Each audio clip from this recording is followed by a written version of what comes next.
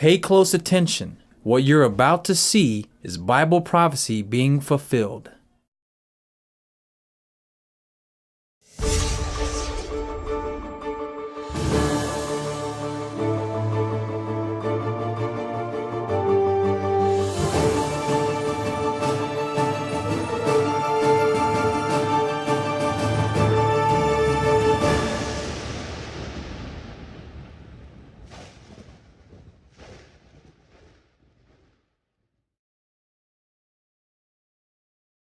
Welcome to another edition of YPN News, bringing you the news as it relates to Bible prophecy and foretold by Yeshua Hawkins. Well, in the news today, Muslim hate crimes are skyrocketing, refugees reach nearly 1 million, and just how fast could a nuclear war be launched and the earth destroyed? But first, cancer targeting the very young. Wow.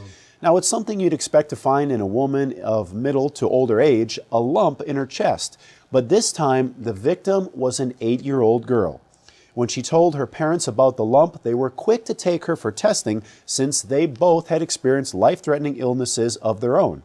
Mother Annette had been diagnosed with the rare form of cervical cancer in 2000, and father Troy had been fighting his own battle since 2008 against Hodgkin's disease, now in stage 3. Well, 99.9% of all tumors in children are benign. Cruse's was not. The diagnosis was a slow-moving and very rare form of breast cancer. Now, both parents, heartbroken by the news, agonize over losing such a young, vibrant child to cancer. Their lingering question now is why? Why us? When is enough? You can understand the distress they're going through. Well, the refugee crisis is reaching unprecedented levels. As the International Organization for Migration reports today, nearly 1 million refugees have entered Europe since the beginning of 2015. Now, the actual number of refugees who have crossed into Europe is 990,671, with 2 weeks to go for the year. Now, this number is 4 times that of the refugees who came in 2014. Wow. 4 times. That's a huge increase. And according to the IOM, people continue to flee countries torn by war in the Mideast and North Africa, regardless of the winter weather conditions and difficult travel on rough seas. They continue to warn about dangerously strong sea currents, which can be deadly. The UN has also announced the number of people forcibly displaced worldwide in 2014 was nearly 60 million. Wow. That's a large amount of people. According to the UN report, globally, 1 in every 122 humans is now either a refugee, internationally displaced, or seeking asylum. And if this were the population of a country, Catan, it would be the world's 24th biggest. Wow. Now, the UN High Commissioner for Refugees, Antonio Guterres, said, "We are witnessing a paradigm change, an unchecked slide into an era in which the scale of global forced displacement, as well as the response required, is now clearly dwarfing anything seen before." Guterres went on to say, concerning the report, it is terrifying that on the one hand, there is more and more impunity for those starting conflicts, and on the other, there is seeming utter inability of the international community to work together, he says, working together to stop wars and build and preserve peace. Wow. Well, Donald Trump, the Republican frontrunner, has outdone himself yet again as he calls for the U.S. to bar all Muslim people from entering the country in order to stop the ISIS terror threat. His reasoning, he says, is simple. We have no idea who's coming into our country. We have no idea if they love us or if they hate us. We have no idea if they want to bomb us. We have no idea what's going on. Now, this announcement comes just days after he called Muslims phenomenal people. That sounds a little bit confusing there, switching back and forth. Quite the change. Yeah, most definitely. Trump is calling for a, quote, total and complete shutdown of Muslims entering the United States. He goes on to reason, our country cannot be the victim of horrendous attacks by people that believe only in jihad. Now, this came less than 24 hours after President Obama called for more tolerance of Muslims following the terrorist attacks in California. Now, President Obama said it's our responsibility to reject proposals that Muslim Americans should somehow be treated differently. Trump totally disagrees. He even wants to punish the relatives of those who commit terrorist acts, especially if they have knowledge of the attacks. That's right. I remember him saying in another statement that we need to go after and attack their families. That's right. Wow. Well, the proposed ban is by far Trump's most unprecedented rhetoric thus far against the Muslim people, and came the same day as Senator Ted Cruz is shown to be rising in Iowa's polls. He was also sharing his solution to the ISIS problem with supporters, saying, "We will carpet bomb them into oblivion. I don't know if sand can glow in the dark, but we're going to find out." Well, with all this intolerance, it's no surprise hate crimes against Muslims in the United States have been on the rise following the deadly Paris attacks. Thuraya Hussein, who holds a master's degree in health administration studies, had her son taken away from her. Now, after taking her son to the pharmacy for an injury to his arm, Thuraya got a call from a social worker knowing that they were a Muslim family, and the social worker implied that she had caused the injury to her son's arm. So she was told that she should admit to the injury in order to get her son back. Wow. Well, trying to force some type of admission of guilt or wrongdoing. When it wasn't there. Yeah, that's amazing. Well, earlier in the week, a Virginia mosque was vandalized when an intruder threw 2 smoke bombs and a Molotov cocktail towards its entrance. Jahari Abdul Malik, imam at the Islamic Center, said it was about 2 a.m. in the morning. These gates were closed. The intruder tried to gain access by banging on the gates. Now, the imam continued, so he bent part of the mechanism of the gate, couldn't gain access, so he wound up throwing 2 smoke bombs over the gate, and then he had a bottle filled with some, and he wasn't quite sure if it was gasoline or other type of flammable liquid, and he lit that and threw it over the gate. Now, following the Paris attacks, Muslims across the U.S. are now facing a new anti-Muslim backlash, similar to those that followed right after the 9/11 attacks in 2001. It's interesting about the rhetoric towards the Muslim people, seeing as though there have been a lot of crimes within the United States that were done by United States, American citizens, not Muslim at all. Right. Well, the U.S. isn't the only place that these hate crimes against Muslims are increasing. The U.K. has seen a sudden spike as well. A Turkish pensioner on a London bus became the recent target of a hate-filled rant by a fellow passenger. The disabled Turkish man was accused of being in the UK only to get free welfare payments and a walking frame, like a walkers to help him get around, which the video actually shows was later grabbed from the man and thrown off the bus. Wow.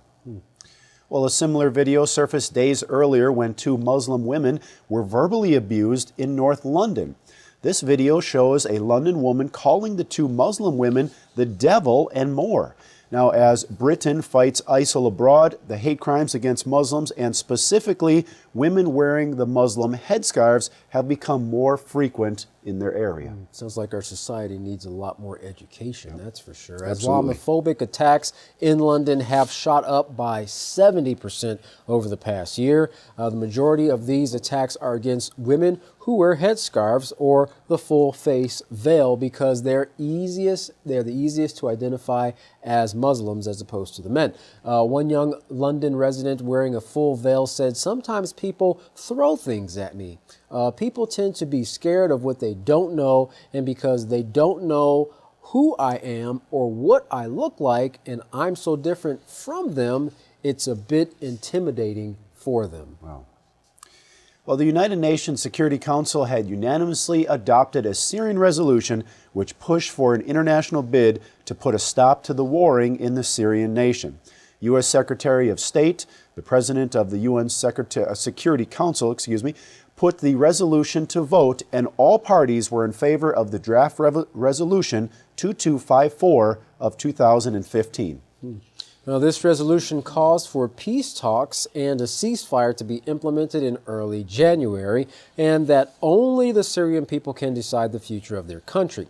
The plan also urges the UN to convene talks on a Syrian transition between government and all opposition groups. And the plan also emphasizes that terrorist groups such as Daesh or ISIS will have no place in the talks whatsoever. Well, Kerry said that differences still remain of the fate of the Syrian president, Bashar al-Assad, and that this resolution has been a gesture of unity on the Syrian peace process by a council that's often deeply divided over the issue. Now, the Syrian crisis has claimed the lives of almost 300,000 people since it began in 2011. Wow. Well, the Syrian crisis is also rippling outward to produce concern over the possibility of bloodshed here in the States as well. Reports are that ISIS has significant support right here in America, and Larry McGee has the latest on these current details. Larry, what do you have for us? The United States has serious concerns regarding loyalty among its citizens.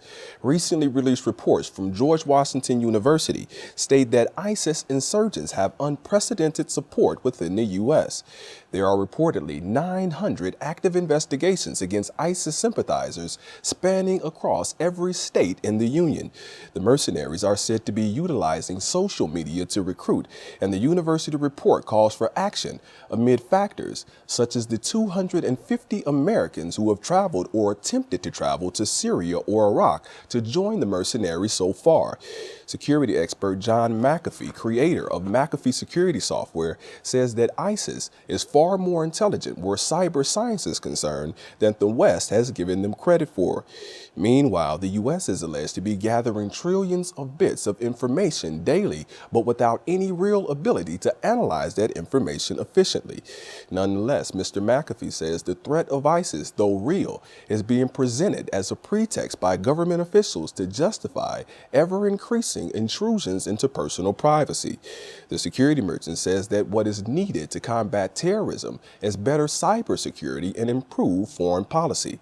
According to Mr. McAfee, the U.S. is oblivious to other countries. America has terrorism, he says, because we have played the world policeman and interfered in the affairs of other states for far too long.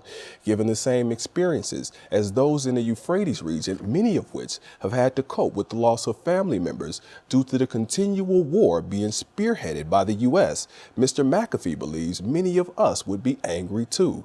The issue, he says, is who started this, and America needs to take some kind of responsibility for that. The United States, the security expert says, can simply not be the world's policeman any longer. The founder of McAfee Software might find a kindred spirit in President Vladimir Putin, who put his opponents on notice at the recent end-of-the-year meeting of his defense ministry, stating that any force threatening Russian air groups fighting terrorism in Syria should be immediately destroyed. The head of the Russian Republic communicated to his staff that he orders to act in the toughest way.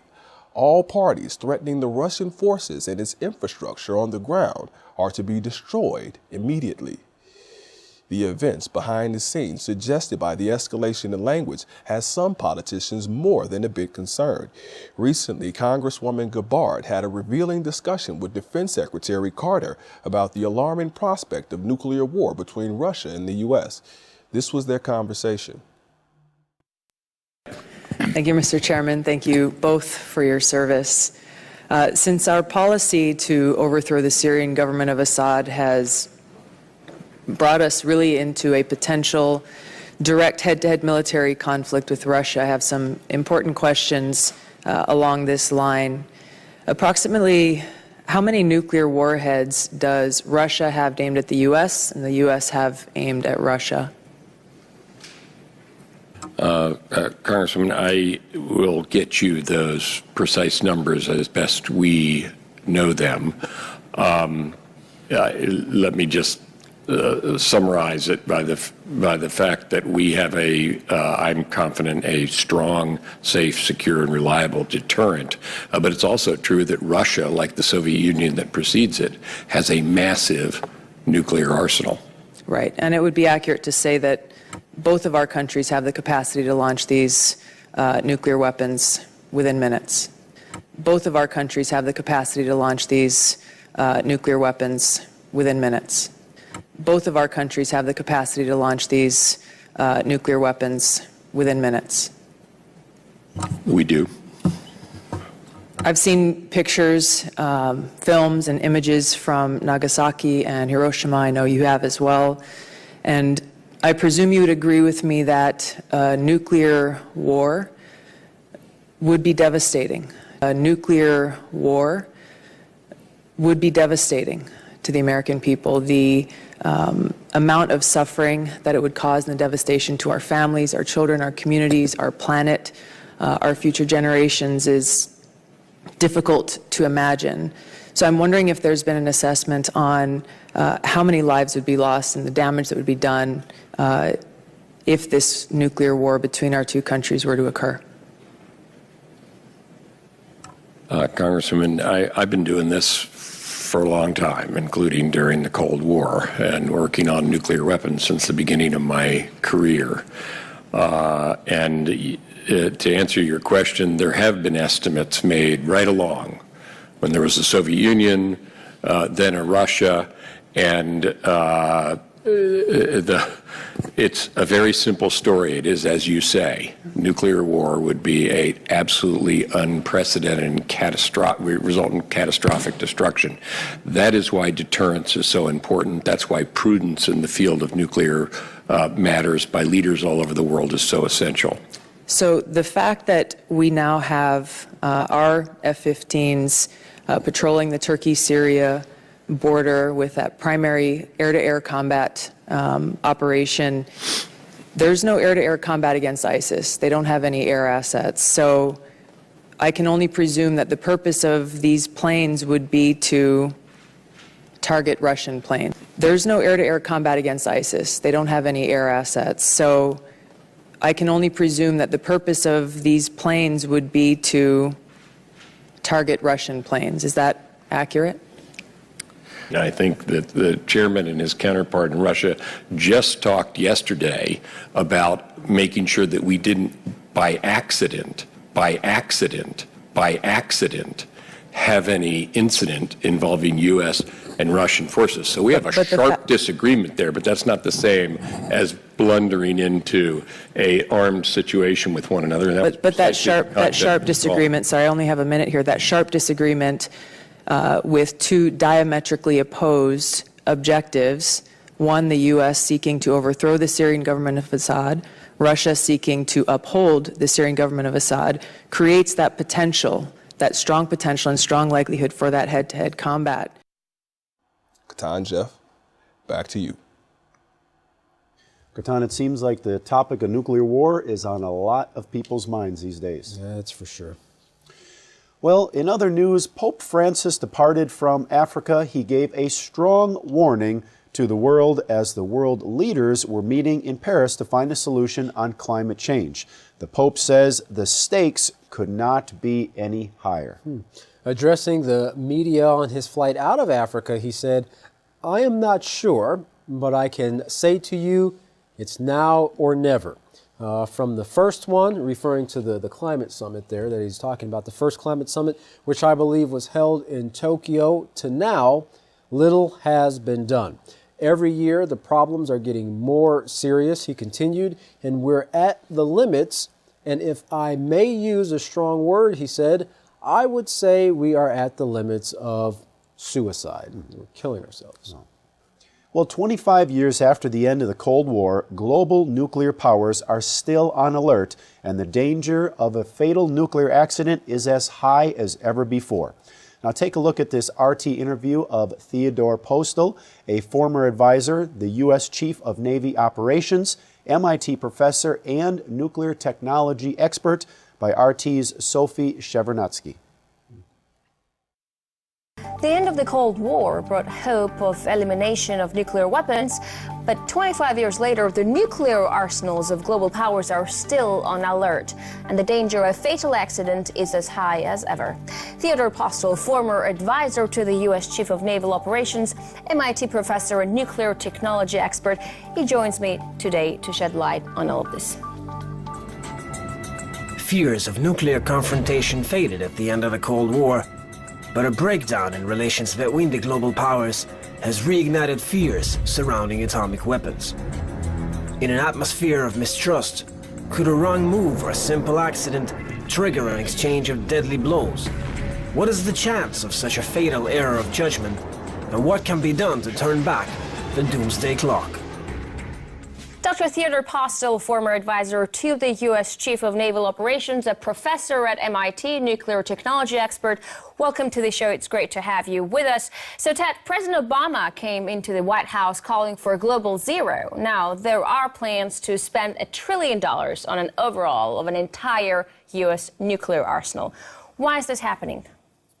Well, I think this is a consequence of domestic politics. You can never understand the foreign policy of a country without understanding its domestic situation.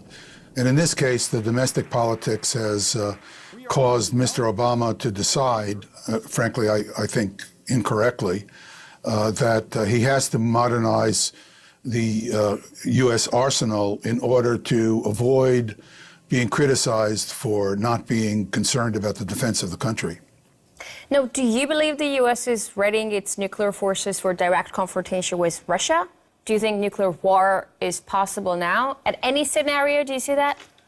I do think that an accidental nuclear war between the United States and Russia is possible. I do think that an accidental nuclear war between the United States and Russia is possible. I don't know how likely it is, but I think any possibility is too high. So in that sense, I do think we are in danger.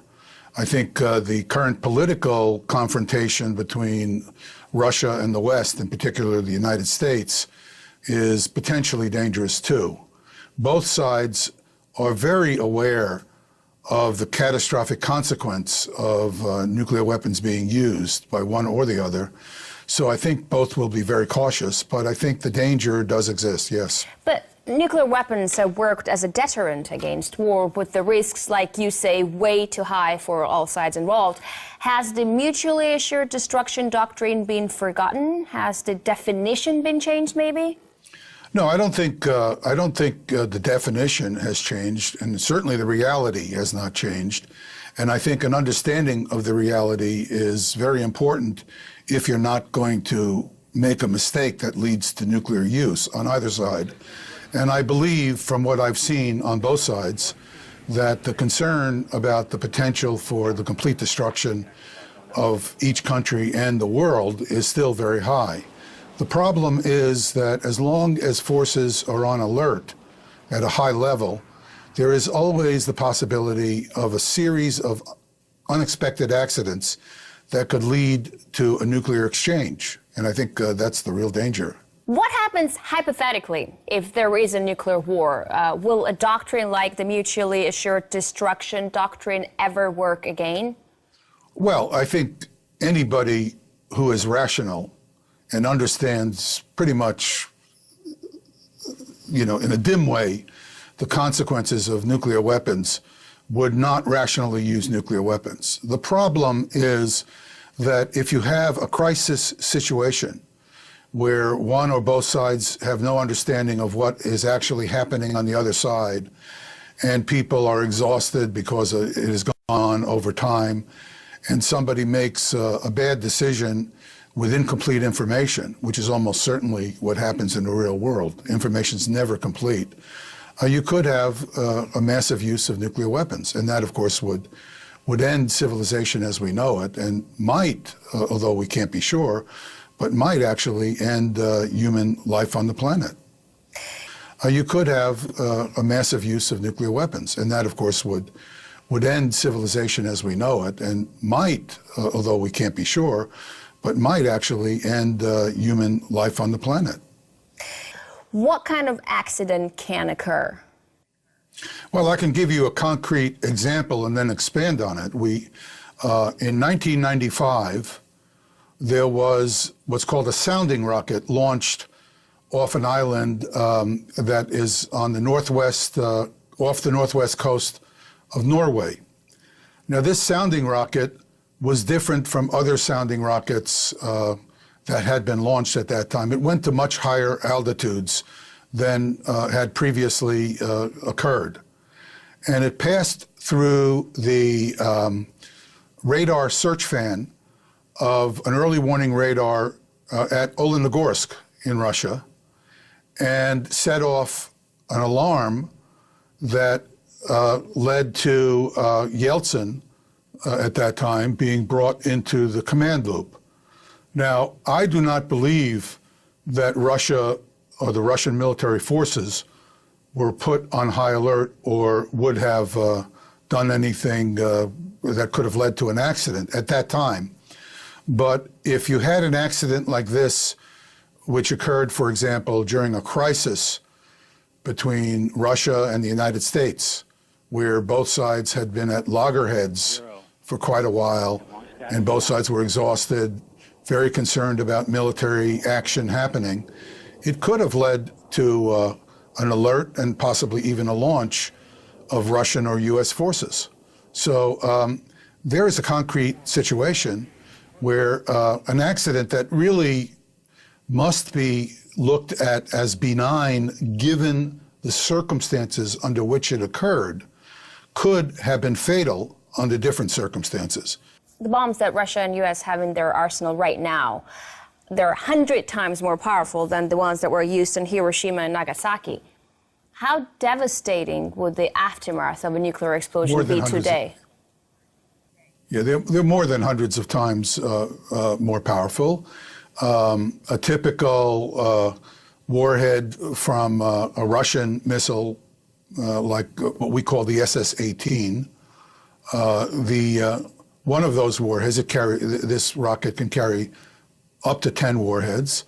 One of these warheads detonated over New York City, for example, would essentially destroy all of Manhattan, most of Staten Island, probably all of it basically, large parts of New Jersey to the west, basically the borough of Brooklyn and most of Queens and the Bronx, out to a range of maybe anywhere from, I'd say, 10 kilometers range from the central area where it exploded.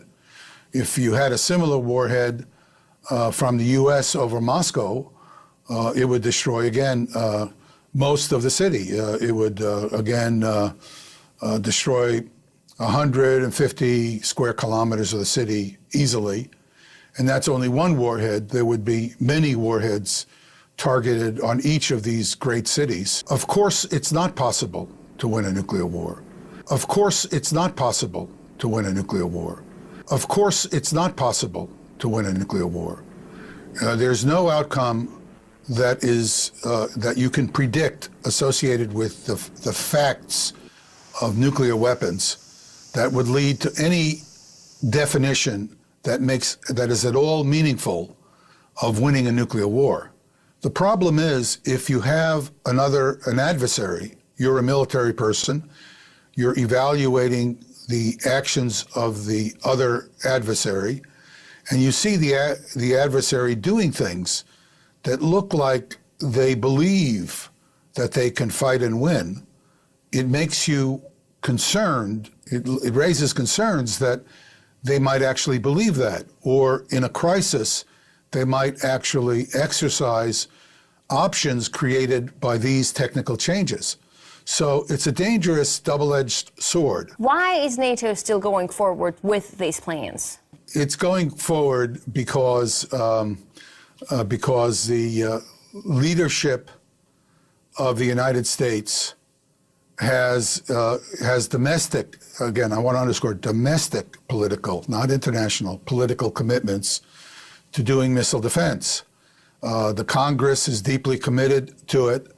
I think the big defense companies that do the work want to keep their contracts, and the American Congress is strongly influenced by the ability of these companies to influence elections through their money.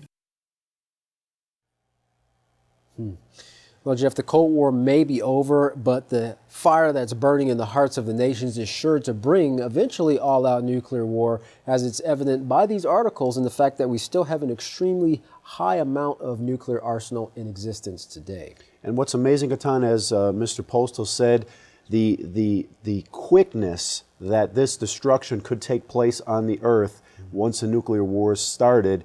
He's saying within an hour, 60 minutes, you know, in total destruction. That's amazing. That's right. And the fact that these things can be accidentally done. Accidentally. Right. And then next thing you know, the whole world is engulfed in an all-out nuclear exchange. Yep. And no turning back after that point. There sure isn't. Well, you don't have to be caught up in the anger of the nations. Your own holy scriptures warn you to come out of this world so you don't receive of the plagues that are surely consuming the world at this time. Well, Yisrael Hawkins of the House of Yahweh is teaching man how to enter in through the gates that lead into the kingdom of Yahweh. That's man's creator. You don't have to go the way of Cain. There is a way of escape, and that is Yahweh's way, through the laws of peace and the peaceful solution. Here's what you can do to get started. Well, contact the House of Yahweh today, and when you do, don't forget to request your free Prophetic Word magazine and monthly newsletter. Now, you can write them at The House of Yahweh, P.O. Box 2498, Abilene, Texas 79604. You can call them at 1-800-613-9494. Visit them on any of their websites, www.yahweh.com, www.yisraelhawkins.com, or www.yahwehsbranch.com. You can also check out our new website, www.ypnnews.com, and to email the House of Yahweh, send your emails to info@yahweh.com. And for any calls outside the United States, please call the number on your screen. And again, don't forget the latest Bible study tool available by going to www.yisraelsays.com and look at the Yisrael Says program. Well, don't go anywhere. Get yourself pencil, paper, and of course your Holy Scriptures, because up next is Yisrael Hawkins, the only one ordained to make clear the way of Yahweh. For all of us here at YPN News, I'm Katan Alexander. And I'm Jeffrey Heimerman. Thank you for watching.